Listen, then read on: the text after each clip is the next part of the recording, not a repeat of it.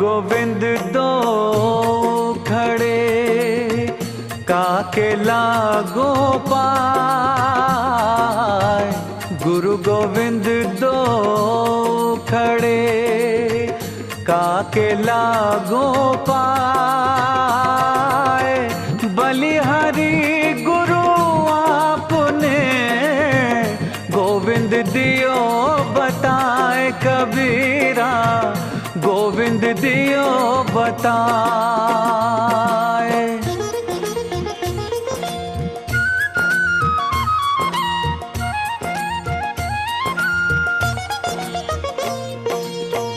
गुरु गोविंद सब एक है, बाकी सब आकार। गुरु गोविंद। इसलिए थोड़ा सत्य नाम का कीर्तन करो, फिर आगे चर्चा करते हैं। सत्य नाम बोल ये मां कल्याण छे। सत्य नाम बोल ये मां कल्याण छे। सत्य नाम बोल ये मां कल्याण छे। सत्य नाम बोल ये मां कल्याण छे। ए मां कल्याण छे, ए मां उद्धार छे। ए मां कल्याण छे, ए मां उद्धार छे। ए मां कल्याण छे, ए मां उद्धार छे। ए मां कल्याण छे, ए मां उद्धार छे। सत्य नाम बोल ए मां कल्याण छे। सत्य नाम बोल ए मां कल्याण छे। सत्य नाम बोलो ने अंतर में खोलो। सत्य नाम बोलो ने अंतर में खोलो। सत्य नाम बोलो ने अंतर में खोलो। सत्य नाम बोलो ने आनंद सागर मां मगन थई डोलो। आनंद सागर मां मगन थई डोलो। आनंद सागर मां मगन थई डोलो। आनंद सागर मां मगन थई डोलो। और सर आओ अनमोल ए मां कल्याण छे। अवसर आव्यो अनमोल ए मां कल्याण छे। अवसर आओ अनमोल ए मां कल्याण छे। अवसर आव्यो अनमोल ए मां कल्याण छे। सतनाम बोल ए मां कल्याण छे। सतनाम बोल ए मां कल्याण छे। ए मां कल्याण छे, ए मां उद्धार छे। ए मां कल्याण छे, ए मां उद्धार छे। ए मां कल्याण छे, ए मां उद्धार छे। ए मां कल्याण छे, ए मां उद्धार छे। सत्य नाम बोल ए मां कल्याण छे। सत्य नाम बोल ए मां कल्याण छे। सत्य नाम बोल ए मां कल्याण छे। सत्य नाम बोल ए मां कल्याण छे। સત્યનામ બોલવાનું કહ્યું અને એ સત્યનામનું સ્મરણ એ ભક્તિનો ત્રીજું અંગ કહ્યું. ભક્તિનું ચોથું અંગ કહ્યું શ્રવણમ જ્ઞાનવાક્યસ્ય શ્રદ્ધયૈતચ્ચતુર્થકમ. શ્રદ્ધાપૂર્વક સત્સંગને શ્રવણ કરવું, જ્ઞાન ચર્ચા સાંભળવી એ ભક્તિનો ચોથો અંગ છે. એટલે આ બધા જે અહીં સત્સંગ સાંભળવા માટે બેઠા એ આ ભક્તિ જ કરી રહ્યા છો, કારણ એ ભક્તિનું ચોથું અંગ છે. જ્ઞાન ચર્ચા ને ચિત્ત દઈને સાંભળે એ શ્રવણ ભક્તિ એના જીવનમાં બની જાય છે. અને જે સદગુરુ દ્વારા આપેલું સત્ય જ્ઞાન સાંભળે એ જ્ઞાનના શ્રવણ પછી પાંચમો જે ભક્તિનો અંગ છે એ સ્વયમેવ બની જાય છે. કેવી રીતે? તતો ભવેત સતશ્ચિત્તાન માયા ભાવશ્ચ પંચમ. જ્ઞાન અમે સાંભળ્યું, શ્રવણ કર્યું, સત્સંગ શ્રવણ કર્યું, જ્ઞાન શ્રવણ કર્યું, તો એ જ્ઞાનના શ્રવણના પરિણામ સ્વરૂપ चित्तमाथी मायाना प्रभावनी निवृत्ति થઈ જાય. चित्त में से माया का प्रभाव निकल जाए. इस माया के प्रभाव की निवृत्ति ही भक्ति का 5वां अंग है. अर्थात उस साधक को माया के प्रति आसक्ति नहीं रहती. और जब माया के प्रति आसक्ति मिटी तब व्यक्ति स्वयमेव उन्नत गति को प्राप्त करने के लिए समर्थ बनता है. इसलिए माया भाव यह भक्ति का 5वां अंग कहा. 6ठा अंग भक्ति का विवेचन करते हैं. सारा सार विवेकस्तु षष्ठम च कथ्यते बुधै. कहते ज्ञानियों ने भक्ति का जो 6ठा अंग कहा है वह है सार और असार का विवेक करना. क्या वस्तु सार है, क्या वस्तु असार है, सार को ग्रहण करना, असार को छोड़ देना, इस तरह का जो विवेक है यह विवेक भक्ति का 6ठा अंग है. क्योंकि कबीर साहब जिस भक्ति की महिमा बोल रहे हैं वह भक्ति ज्ञान प्रधान भक्ति है.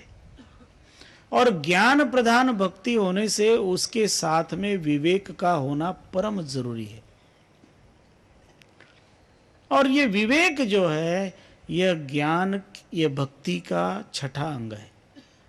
फिर भक्ति का 7वां अंग कहते हैं सत्यवाक्य समुच्चार सप्तमम परिचक्षते.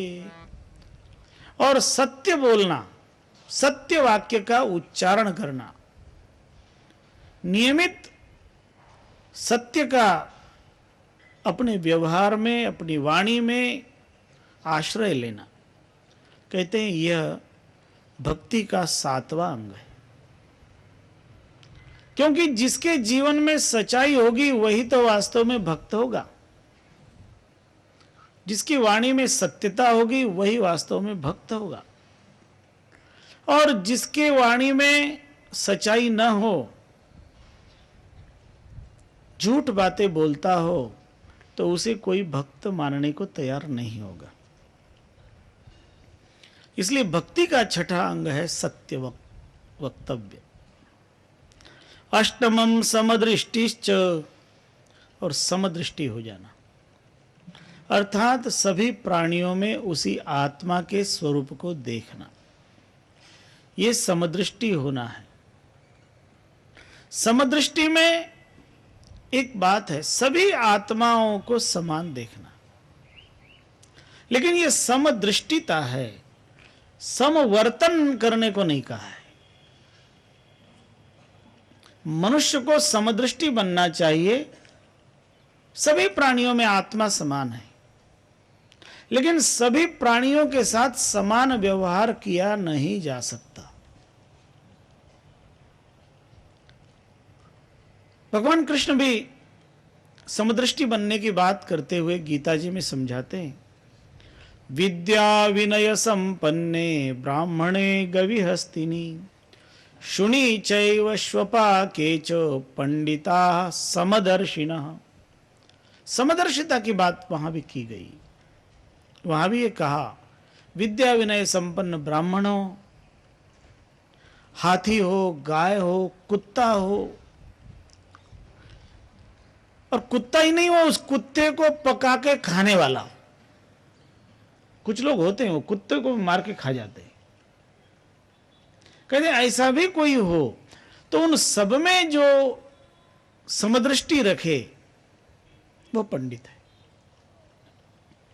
तो समदृष्टि का अर्थ यदि सम व्यवहार लगाया जाएगा तो बनेगा? नहीं होगा. समदृष्टि मतलब उनके अंदर आत्मा समान है ये देखना, लेकिन उनके साथ व्यवहार समान होगा नहीं. व्यवहार तो जिसकी जैसी योग्यता उसी हिसाब से व्यवहार करना चाहिए.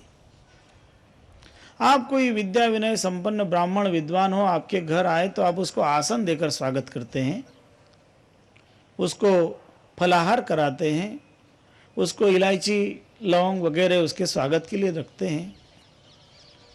लेकिन कोई गाय आ जाएगी तो क्या आप उसके लिए आसन दोगे? कोई हाथी आएगा तो उसको सोफे पे बैठाना चाहोगे? आपके कमरे का दरवाजा तोड़ना पड़ेगा। उसके साथ वो व्यवहार नहीं हो सकता। सबकी अपनी अपनी योग्यता है, इसलिए व्यवहार की भिन्नता होगी, दृष्टि की समता होगी। समदृष्टि ये भक्ति का अंग है, सम व्यवहार नहीं। इसलिए सबके साथ समान व्यवहार किया ही नहीं जा सकता, संभव ही नहीं। लेकिन समदृष्टिता संभव है, और यह समदृष्टिता यह भक्ति का 8वां।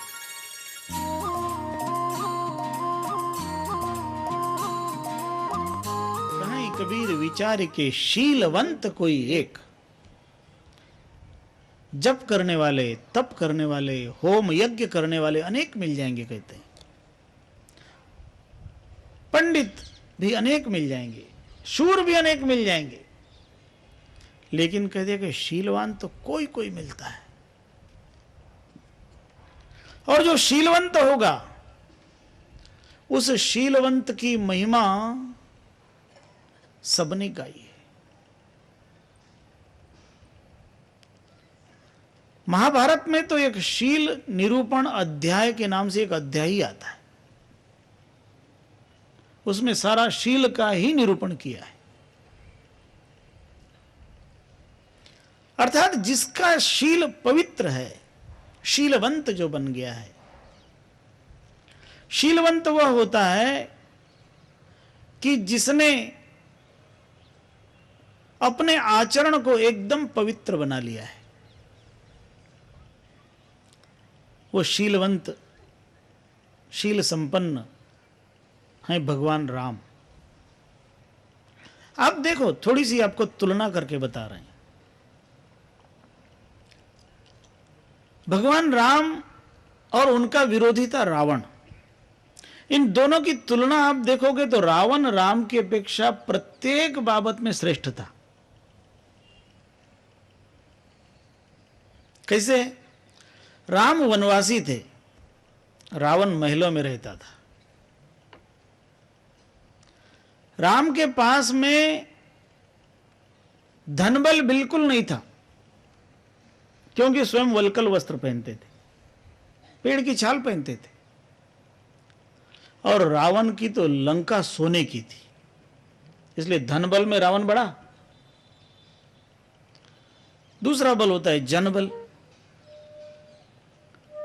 रामचंद्र जी के साथ उनका छोटा भाई एकमात्र था। साथ में मनुष्य का जो बल होता है उसको लो तो एकमात्र छोटा भाई था, बाकी तो जंगली जानवर थे, कोई जनबल नहीं था।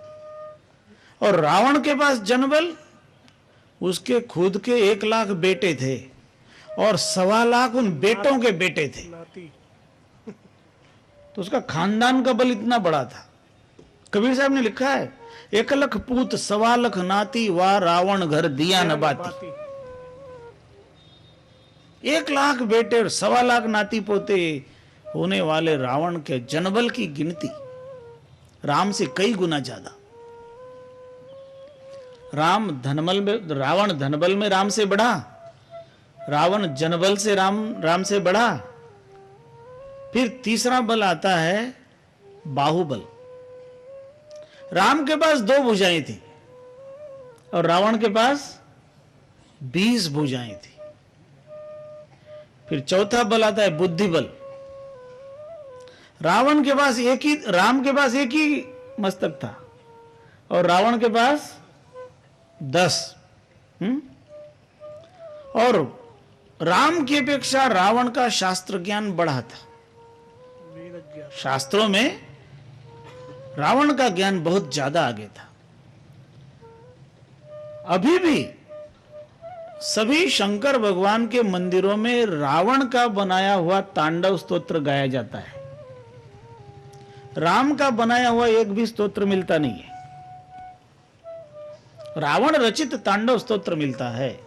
रावण ने चारों वेदों का भाष्य लिखा था।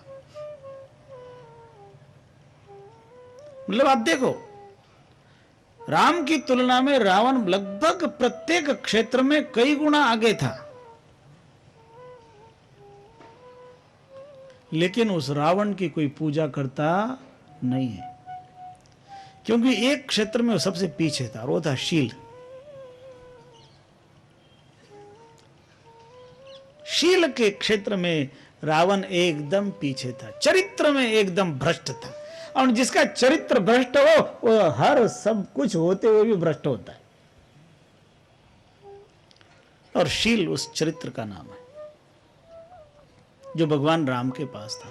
तो भक्त के पास भी वैसी चरित्रता होनी चाहिए, और वो शील गुण है। वो शील गुण भक्ति का 9वां अंग है। इसलिए कबीर साहब ने जो भक्ति के 9 अंग गिनाए, ये अन्य भक्ति के आचार्यों के द्वारा बताए हुए अंगों से थोड़े भिन्न है। नारद ऋषि ने जो भक्ति सूत्र लिखा है, उनमें जो भक्ति के 9 अंग उन्होंने गिनाए हैं, उनमें उन्होंने नामस्मरण को पहला अंग गिनाया। स्मरणम कीर्तनम विष्णोः अर्चनम